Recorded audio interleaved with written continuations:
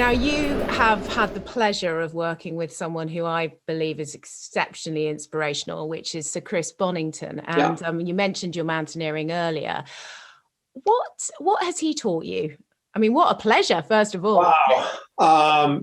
So I was really fortunate that I was the global brand president of Berghaus for nearly 10 years, and we took the business from strong UK to a massive global player in the outdoor sector.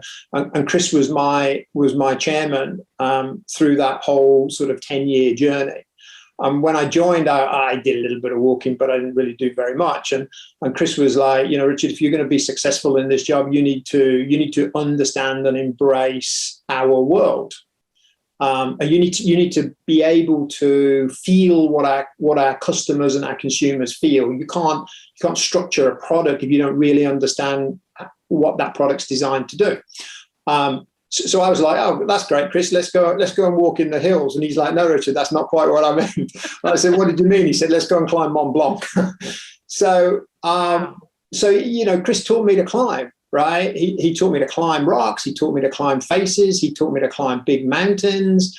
And he was a phenomenal man. But he taught me something else as well. And we'd spent lots of nights in tents halfway up a mountain slope, and you just kind of chat. And he was an amazing man, but he had this incredible humility. Right. If you go back over the great climbers of all time globally, Chris Bonington would be in everybody's top 5, right? He's an icon. And yet he was the most humble person you could ever imagine. It was never really about him. It was never about his ego. It was never about his achievement. It was about collectively what you could inspire a group of people to go and do. And that was a massive lesson.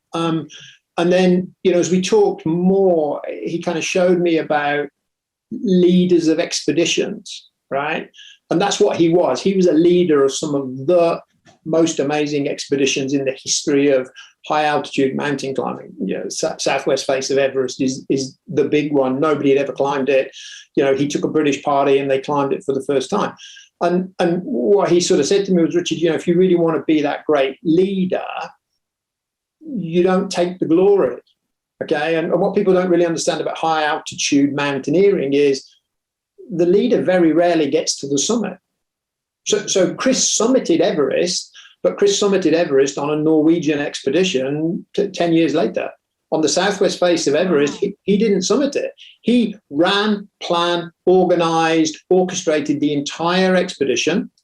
He got to, there's a I'm going to get technical now on rock climbing, but there's a kind of sheer rock face. And the reason nobody had ever climbed the southwest face was they couldn't get across this rock face. He figured out that he needed 2 people in his expedition team who could scale this and get the rope across. He knew that he would burn them out when they got to the other side of it. He had 2 guys who would then go across, and they were the 2 who would go to the summit, and they would get all the glory. He never even crossed that wall. He didn't go. He was orchestrating, and he said to me, Richard, leadership's not about you. It's about a collective achievement.